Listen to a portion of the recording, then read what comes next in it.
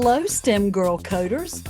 Welcome back to STEM Girls Code Flow, Episode 2, where Python meets possibility. I am Dr. Lisa Allison, your STEM Girls Director. I'm so glad you're back. Last week, you set up your very own PitCode account, and that was the first big step into the world of coding. This week, it's time to write code that will do something very important. We'll start this week by creating variables in Python. Think of variables like storage boxes in your code. You can use them to hold numbers, names, or even emojis. What's in my variable storage box? A pair of socks. So I'm sure your code will not hold a pair of socks. This week, we're starting to do something very important with our program, though. We're going to be connecting our water lesson to our code today. We all use water all the time, but have you ever thought about how much water you actually use each day? Let's do a little water math to find out. Let me share a couple interesting facts with you. The average person in the U.S. uses between 80 and 100 gallons of water every day. Let me put that in perspective for you. A standard bathtub holds between 40 and 50 gallons. So it's like we're using 2 full bathtubs of water every day. Well, how can we be doing that? Well, every time you flush the toilet, that's 1.6 gallons a flush. Well, we know we have to flush the toilet.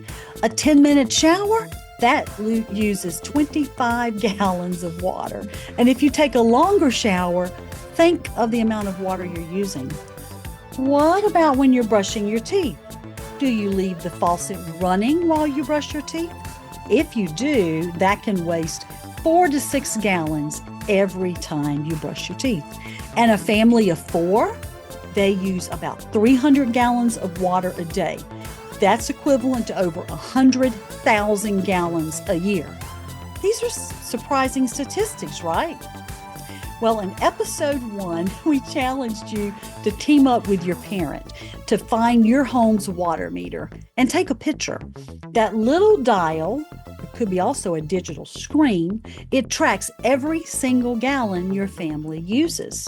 If you haven't done this yet, don't worry. There's still time to post your photo of your water meter in the Google Classroom stream. And today, you'll use that real-world knowledge to start coding your own water footprint meter in Python. So what will you be doing in class today?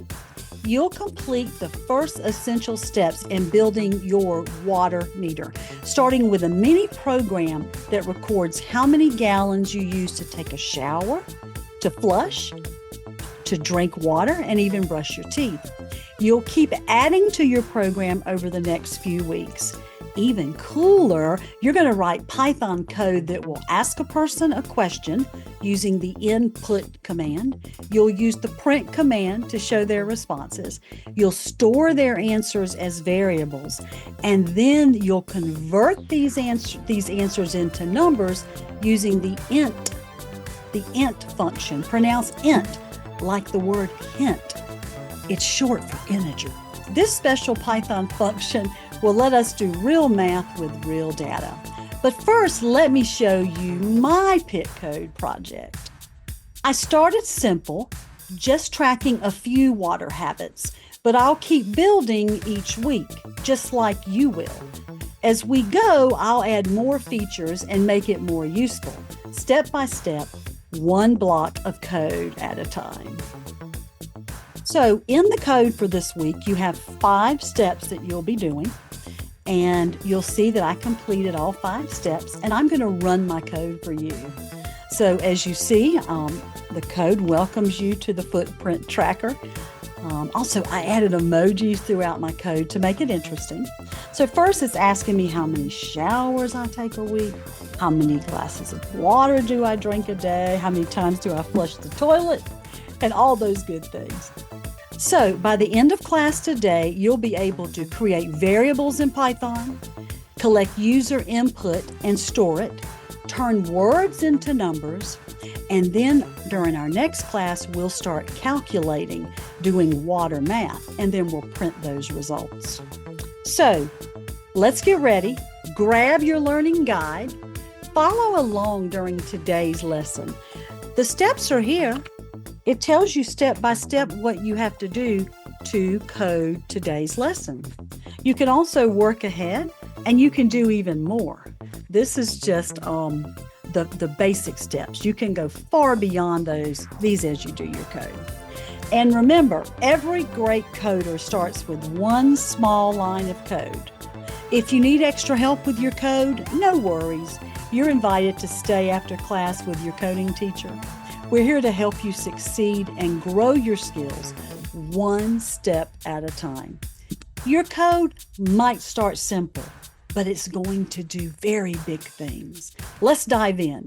You've got this. Let's code.